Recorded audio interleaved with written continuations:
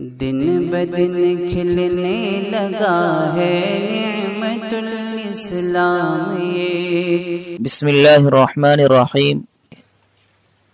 صرف 5 منٹ کا مدرسہ قرآن و حدیث کی روشنی میں 193واں دن 13 رجب المرجب۔ نمبر 1، اسلامی تاریخ۔ حضرت عبد الرحمن بن عوف رضی اللہ تعالی عنہ۔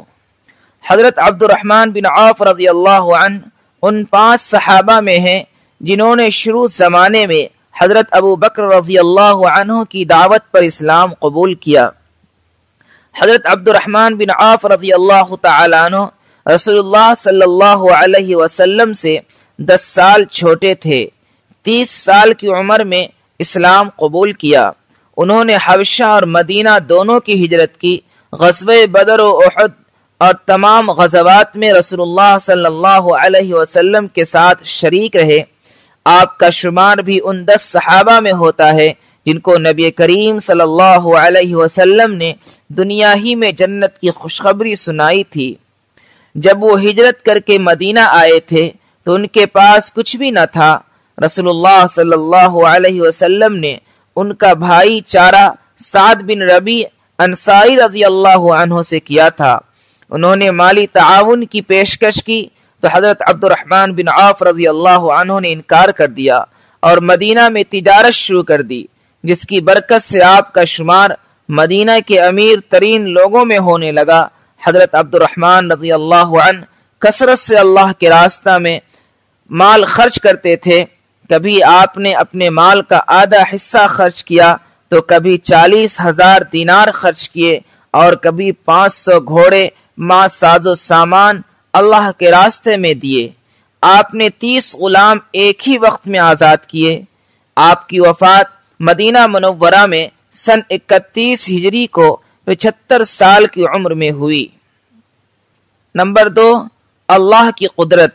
ناسمجھ بچے سے عقل مند انسان تک۔ عقل اللہ تعالی کی دی ہوئی بہت بڑی نعمت ہے۔ جب بچہ پیدا ہوتا ہے اسے کسی بھی چیز کو سمجھنے بوجھنے کی بالکل صلاحیت نہیں ہوتی۔ اس کے سامنے آگ اور پانی، سانپ اور رسی سب برابر ہوتے ہیں۔ اسے نہ تو اپنا سطر ڈھانکنے کا ہوش رہتا ہے، نہ سردی گرمی سے بچنے کا ہوش رہتا ہے، لیکن اللہ تعالیٰ اسی کمزور اور نادان بچے کو دھیرے دھیرے بڑھاتے ہیں اور اسے عقل و شعور کی دولت عطا کرتے ہیں، یہاں تک کہ وہ ہر چیز کو سمجھنے لگتا ہے۔ وہ آگ اور سانپ سے بچنے لگتا ہے، وہ اپنے سطر کو چھپاتا ہے، وہ اچھائی اور برائی کو سمجھنے لگتا ہے۔ یہ اللہ تعالیٰ کی قدرت کی کاریگری ہے کہ جس نے ایک چھوٹے سے ناسمجھ بچے کو آہستہ آہستہ عقل و سمجھداری کے کمال تک پہنچایا۔ نمبر 3، ایک فرض کے بارے میں۔ حج کن لوگوں پر فرض ہے؟ قرآن میں اللہ تعالیٰ فرماتا ہے اللہ کے واسطے ان لوگوں کے ذمے بیت اللہ کا حج کرنا فرض ہے جو وہاں تک پہنچنے کی طاقت رکھتا ہو۔ نمبر 4، ایک سنت کے بارے میں۔ مہمان کا اچھے الفاظ سے استقبال کرنا۔ حضرت ابن عباس رضی اللہ عنہ فرماتے ہیں کہ جب رسول اللہ صلی اللہ علیہ وسلم کی خدمت میں قبیلہ بنو عبد القیس کے لوگ آئے تو رسول اللہ صلی اللہ علیہ وسلم نے فرمایا مرحبا، یعنی آپ کا آنا مبارک ہو۔ فائدہ اس سے معلوم ہوا کہ جب کوئی مہمان آئے تو خوش آمدید، مرحبا یا اس طرح کے الفاظ کہنا سنت ہے۔ نمبر 5، ایک اہم عمل کی فضیلت۔ صف کی خالی جگہوں کو پر کرنا۔ رسول اللہ صلی اللہ علیہ وسلم نے فرمایا جو شخص صف کے درمیان خالی جگہ کو پر کرتا ہے اللہ تعالیٰ اس کو اس عمل کے بدلے جنت میں ایک درجہ بلند کر دیتے ہیں اور اس کے لیے جنت میں ایک محل بنا دیتے ہیں۔ نمبر 6، ایک گناہ کے بارے میں۔ خود کو برائی سے نہ بچانے کا انجام۔ رسول اللہ صلی اللہ علیہ وسلم نے فرمایا قیامت کے دن ایک آدمی لایا جائے گا اور اس کو جہنم میں پھینکا جائے گا۔ جیسے ہی وہ شخص جہنم میں داخل ہوگا اس کے پیٹ کی ساری اتڑیاں باہر نکل آئیں گی اور وہ اس کو اس طرح گھمائے گا جس طرح گدھا چکی کو گھماتا ہے۔ جہنمی لوگ اس کے پاس جمع ہو جائیں گے اور تعجب کے مارے پوچھیں گے تجھے کیا ہو گیا؟ تو ہم کو بھلائی کا حکم کرتا تھا اور برائی سے روکتا تھا۔ تو وہ کہے گا میں وہی آدمی ہوں، مگر میں تم کو تو بھلائی کا حکم کرتا تھا مگر خود اس پر عمل نہیں کرتا تھا، اور تم کو تو برائی سے روکتا تھا مگر میں خود اس سے نہیں رکتا تھا۔ نمبر 7، دنیا کے بارے میں ضرورت سے زائد عمارت وبال ہے۔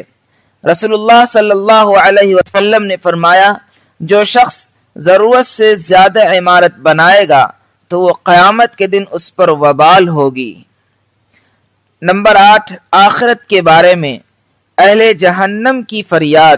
قرآن میں اللہ تعالیٰ فرماتا ہے کافر لوگ دوزخ میں خوب چلاتے ہوں گے اے ہمارے رب ہم کو اس دوزخ سے نکال لے، ہم اب نیک کام کیا کریں گے۔ وہ کام نہیں کریں گے جو پہلے کیا کرتے تھے۔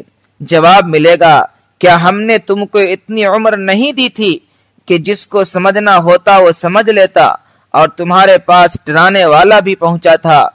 تو اب عذاب کا مزہ چکھو، ایسے ظالموں کا کوئی مددگار نہیں ہے۔